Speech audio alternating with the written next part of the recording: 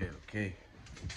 So, as y'all know, or whoever is watching this, I've been reading Sadhguru's book, Karma, A Yogi's Guide to Crafting Your Destiny. And I'm on the part 2 of the book where it talks about like application of um, how to, relieve your karma, relieve yourself of your karma, I guess, not be entangled by it. And there's a lot there. It's a very complex system, and I bet even the way he wrote it down, he made it very basic as well. But even the basic way that he's writing it down, it's still pretty complex for somebody who has no idea. And yeah, but relating it to my life, what I could grasp about it is like the simple application for my life is hatha yoga, intense exercise, and doing the kriya and things of that nature. That's really what I can think of, like in terms of like applicationable things, because there's a lot there. He also talked about Buddha Siddhi, which is an advanced version of cleansing the 5 elements, which apparently the 5 elements within you, which is fire, earth, water, air, and the ether, space, akash, whatever they call it, that invisible thing that holds everything together, I guess. But apparently everybody is an amalgamation of these 5 elements, and depending on how they are arranged is your tendencies and how you are, your vasana, basically your life. And doing some Buddha Siddhi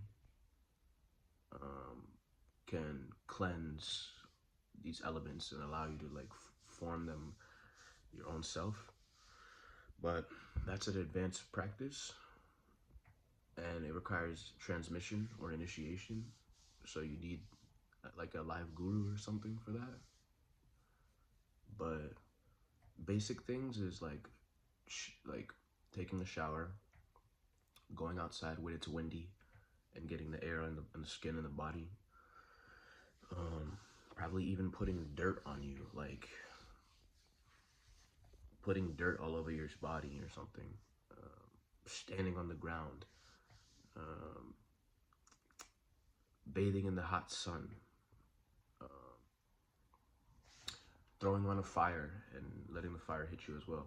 These are cleansing of the 5 elements, which will allow you to be a little bit more free. You might not be able to, on your own, do whatever Buddha Siddhi is. I don't know what that is, but you can use the nature around you to cleanse.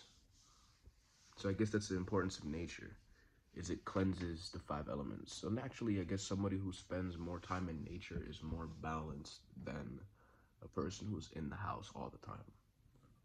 But you gotta go outside and you gotta get your nature in. You gotta get the 5 elements in. It's like a shower. You gotta take your shower. You take your shower. Take your wind bath too. Take your wind shower, take your fire shower, take your earth shower, and of course take your regular shower. He also mentioned that like at one point when he was doing intense sadhana, intense spiritual practice, he would shower 5 to 7 times a day. I noticed this in myself, like I spend a lot of time in the shower for some reason. And it's like it does something to me. Like it does clean something to me. That's why I like it so much. I don't know. I feel like intrinsically, innately, like within myself, I'm like experiencing that like the water is cleansing something. You know what I mean? And he's right about the wind bath as well. If you allow the wind to get you do feel some sort of cleanse with it as well. Yeah. So yeah, cleansing the 5 elements is a little simple practice everybody could do in their immediate surrounding environment. Very basic. And then, as well as in my experience, what I'm capable of, I don't know much hatha yoga. All I know is the Shambhavi Mahamudra Kriya routine that they gave us. I have a book on hatha yoga. I do the simplistic practices of hatha yoga, which I did notice, especially yesterday, or no, the day No, yesterday I did notice that when I did the hatha yoga, like at first I was sort of agitated. I didn't even go to the gym yesterday. At first I was sort of, the body was sort of agitated, but as I was doing it, I sort of got a sense of relief and relaxation and able to breathe. So even if you perform the hatha yoga correctly, you can start entering into sort of a meditative state without ever doing the pranayama or the kriya. You can enter into a meditative state if you do the hatha yoga correctly.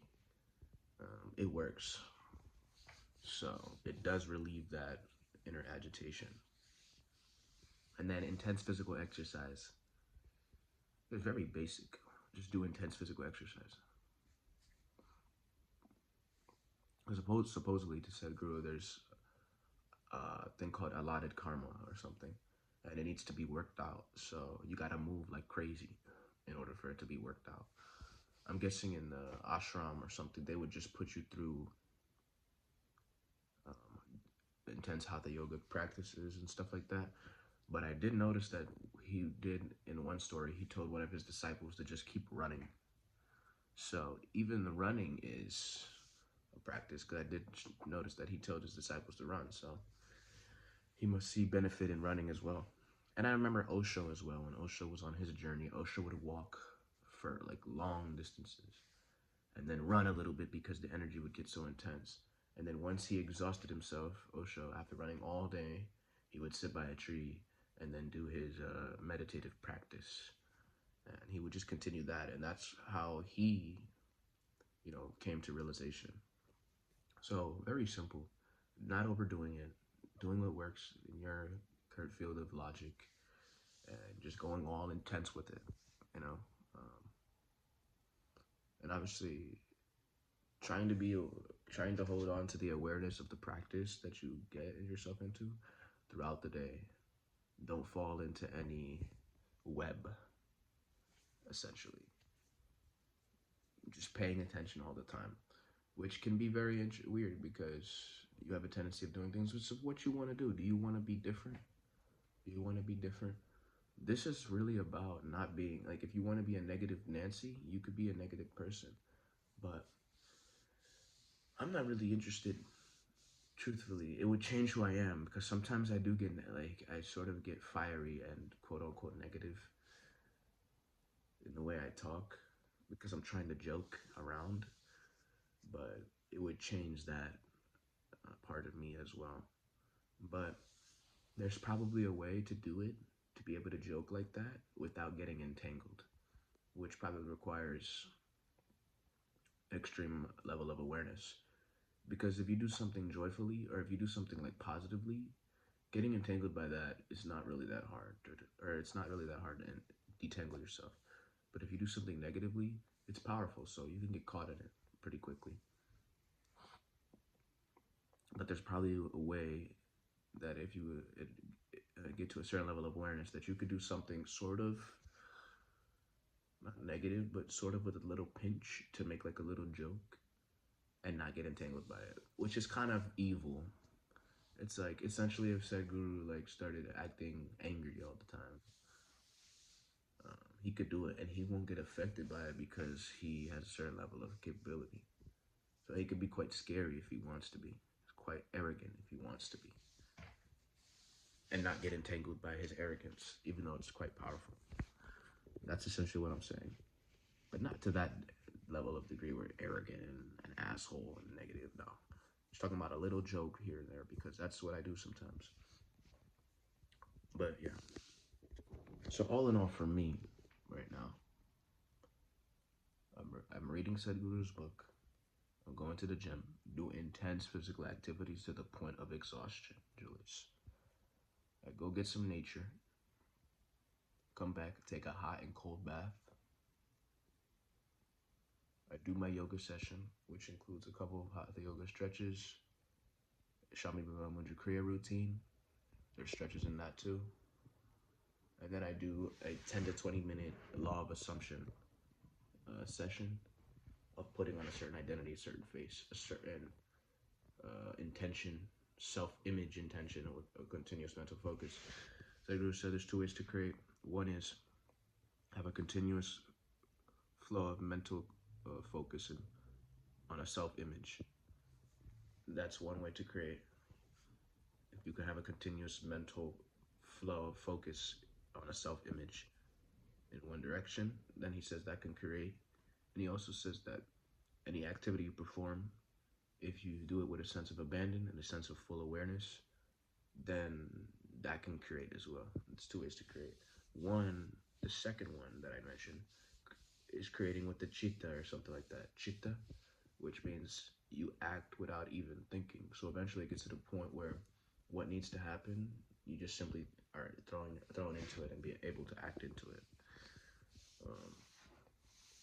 which is the more selfless path of creation. But the fluid mental focus is if you want to create something specific.